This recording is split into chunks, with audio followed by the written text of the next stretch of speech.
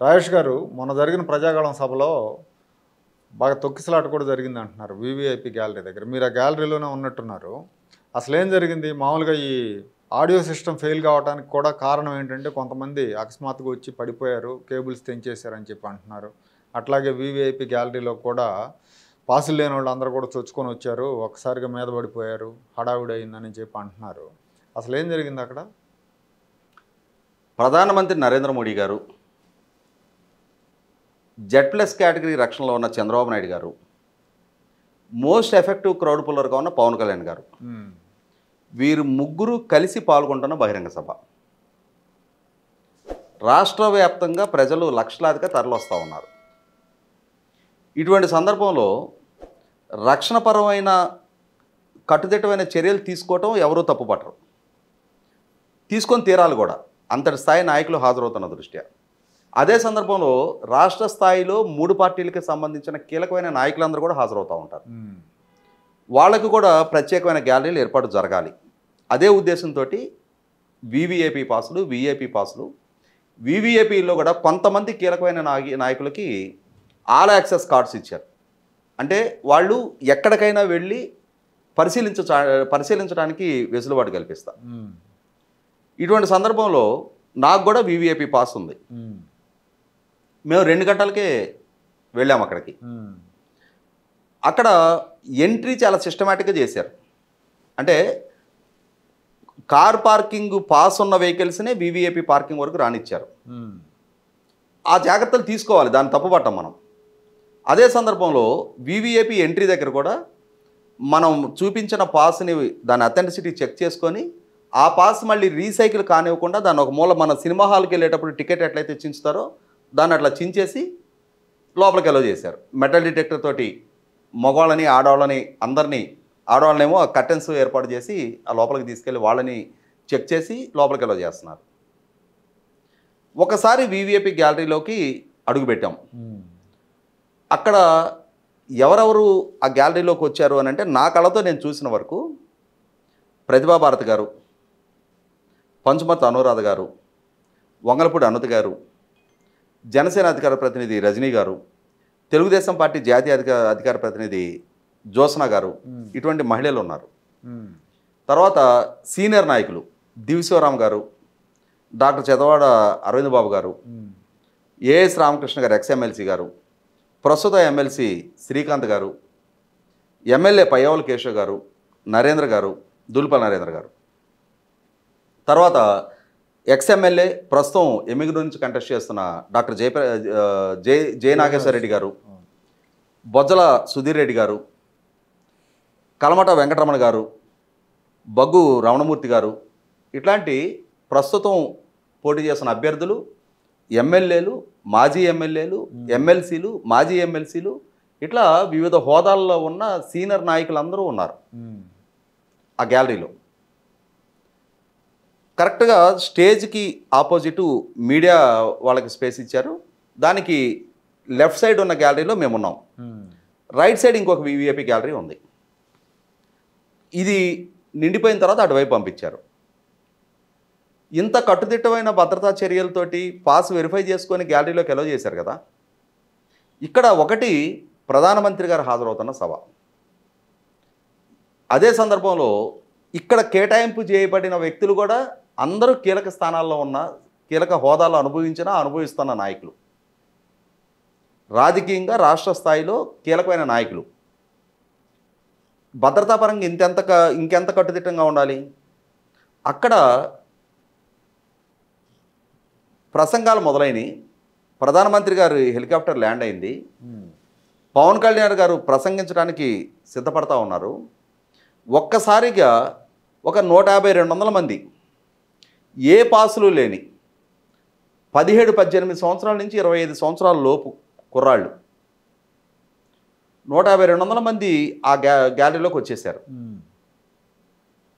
వస్తూనే ఒక హంగామా సృష్టించడం మొదలుపెట్టారు. నినాదాలు చేస్తారా లేకపోతే కుర్చీలు అంటే వాళ్ళు ఆ తొక్కిసలాట సృష్టిస్తున్నారు. ఆ సృష్టించే ప్రాసెస్కి కుర్చీల్లో కూర్చొని ఉన్నాళ్ళు వాళ్ళ మీదకి వచ్చి పడతంటే కూర్చోలేక నిలబడిపోయారు. ఆ నిలబడిన వాళ్ళ ప్లేసులోకి వీళ్ళు వచ్చేస్తూ ఉన్నారు, వీళ్ళని ముందుకు నెట్టేస్తూ ఉన్నారు. ఆ తొక్కిసలాట ముందు వరుసలో ఈ మహిళలు కూర్చొని ఉన్నారు. ఈ తొక్కిసలాట సెగ వాళ్ళ వరకు తాకింది. వాళ్ళు మొత్తం లేచి బయటకు వచ్చేసారు.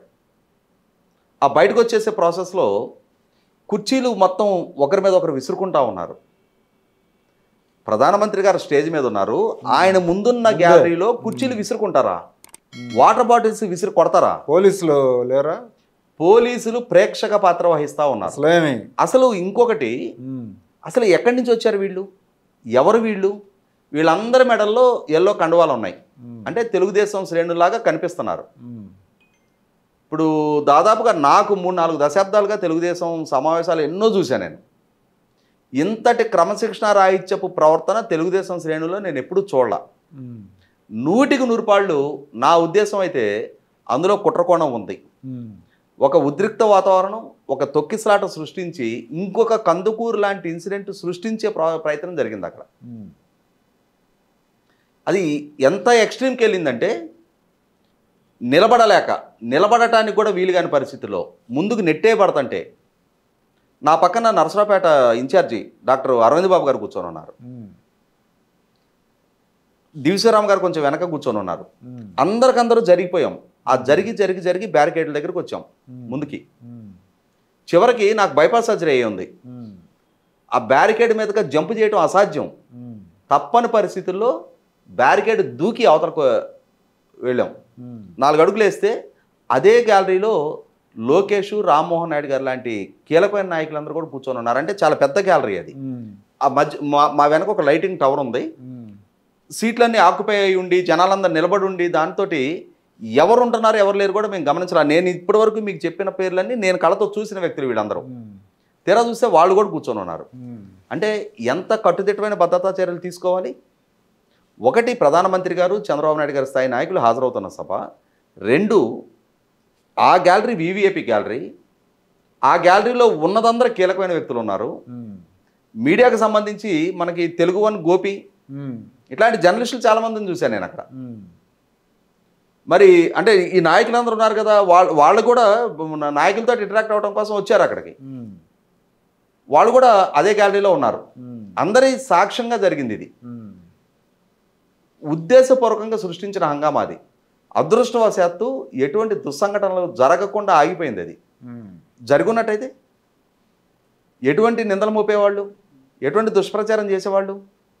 ఇవాళ అక్కడున్న కీలక నాయకుల స్థాయిలో ఏదైనా ఒక తొక్కిసలాట జరిగి ఏదైనా ఒక అవాంఛనీయ సంఘటన జరుగున్నట్టయితే ఇక ఆ జరిగిన నష్టాన్ని వెనక్కి తేగలుగుతామా?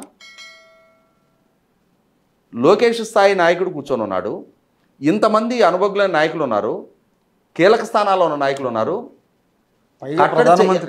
ఇప్పుడు మీరు అక్కడ గమనించారు కదా, మీరు కూడా అటెండ్ అయ్యారు కదా, ప్రతి గ్యాలరీకి అవతల వైపు గ్యాలరీకి మధ్యలో దారి ఇచ్చారు. ఆ దారిలో పోలీసులు నిలబడి ఉన్నారు.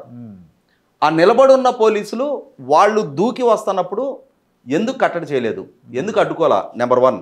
నెంబర్ 2, అసలు పాసులు లేకుండా ఇప్పుడు పాసులు ఉన్న వాళ్ళని పంపలేదు. చాలా మంది పాసులు ఉన్న వాళ్ళని ఇంతగా చెక్ చేసి లోపలికి పంపించారు కదా, చాలా మంది బయట. మరి పాసులు లేకుండా వాళ్ళు పోనీ ఒక 4 వచ్చారు, 5 వచ్చారు, ఏదో ఒక దూకి వచ్చారు, లేక కుర్రాళ్ళు ఏదో సందుబాటున వచ్చారంటే అర్థం ఉంది.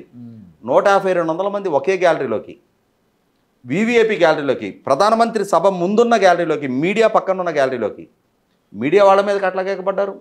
ముఖ్యంగా ఆడియో సిస్టమ్స్ ఉన్న దగ్గర ఆడియో సిస్టమ్స్ మీదకి ఎగబడి అక్కడ కేబుల్స్ డిస్టర్బ్ అయ్యి ప్రధానమంత్రి ప్రసంగిస్తున్న ప్రసంగం 4 సార్లు ఆపాల్సి రావడం అంటే, పవన్ కళ్యాణ్ గారు ప్రసంగిస్తున్న ప్రసంగం 100కి 100 పాళ్ళు ఇది పల్నాడు ఎస్పీ రవిశంకర్ రెడ్డి వైఫల్యం, బాధ్యతారాహిత్యం. లేదు అనంటే అందరూ కలగలిసి చేసిన కుట్రకోణం. ఖచ్చితంగా అతని మీద చర్యలు తీసుకోవాలి. అతను ఈ మధ్యకాలంలో చూస్తూ ఉన్నాం మనం, మాచర్లలో బ్రహ్మారెడ్డి గారి పర్యటన సందర్భంగా అక్కడ తెలుగుదేశం శ్రేణులు బ్రహ్మారెడ్డి గారి ఇంటిని కార్యాలయాన్ని కూడా దహనం చేసిన నాటి నుంచి వైసీపీ వాళ్ళు తర్వాత చిలకలూరుపేటలో చంద్రబాబు నాయుడు గారు అరెస్టు జరిగిన రోజు ఆయన కాన్వాయ్ ముందు నిరసన తెలియజేసిన వాళ్ళ మీద లాఠీచార్జ్ చేసిన నాటి నుంచి కూడా ఈ రవిశంకర్ రెడ్డి ప్రవర్తన ఏంటి అనేది, ఇతని వైఖరి ఏంటి అనేది, ఇతని లాయల్టీ ఏంటి జగన్మోహన్ రెడ్డి గారి పట్ల అనేది వైసీపీ పార్టీ కార్యకర్తలాగా వ్యవహరిస్తున్న తీరు చాలా సందర్భాల్లో స్పష్టమైంది. అక్కడ చూసాంగా హెలిప్యాడ్ దగ్గర ప్రైమ్ మినిస్టర్కి స్వాగతం చెప్పడానికి వెళ్తూ ఉంటే చంద్రబాబు నాయుడు గారు ఇతను బాడీ లాంగ్వేజ్ తేడా ఉంది. చంద్రబాబు నాయుడు గారిని చూడటంతో మొహం తిప్పేసుకొని కనీసం ఒక మర్యాద, ఒక పద్ధతి ఇలాంటివి లేవు. Leader of the opposition, cabinet హోదాలో ఉన్న నాయకుడు ఆయన. అదే కాదు 3 టైమ్స్ సీఎం ఈ స్టేట్కి, నువ్వు ఒక ఎస్పీవి. ఇవాళ ఇతని ఆధ్వర్యంలో ఇంత ఘోర వైఫల్యం, ఏదైనా దుస్సంఘటన జరిగి ఉన్నట్టయితే విలువైన ప్రాణాలను అతను వెనక్కి తీసుకురాగలిగేవాడా? ఇవాళ వీళ్ళ చేతిలో యంత్రాంగం ఉంది అక్కడ. ఇంకా కొంతమంది పోలీసులు చెప్పుకొని తీరాలి. మేము ఆ బ్యారికేడ్ దూకి అంటే ఎంట్రీ ఏమో గ్యాలరీకి వెనకున్న దారిలో కూడా వచ్చాం.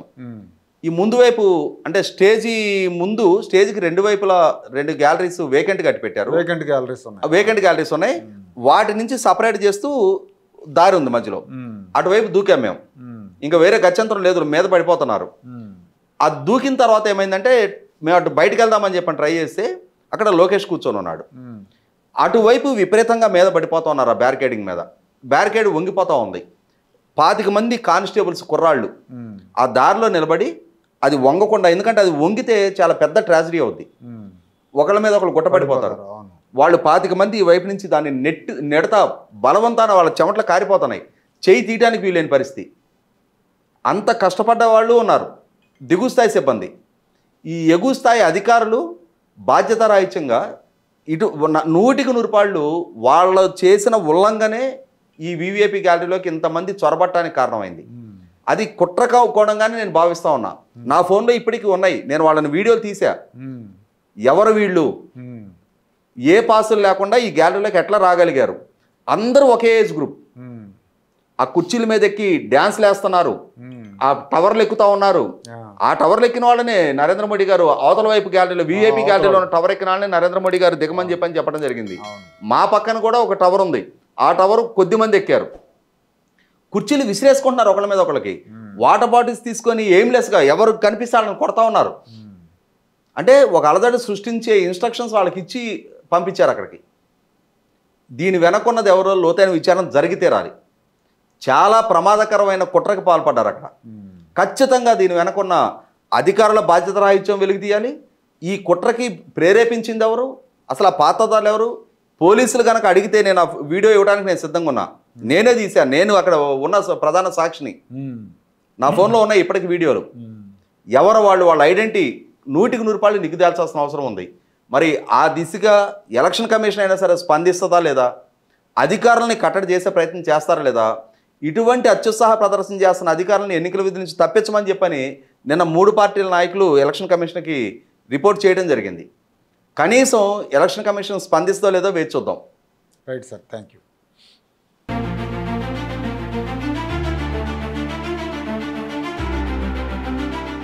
Like, share and subscribe to Rajaniti channel.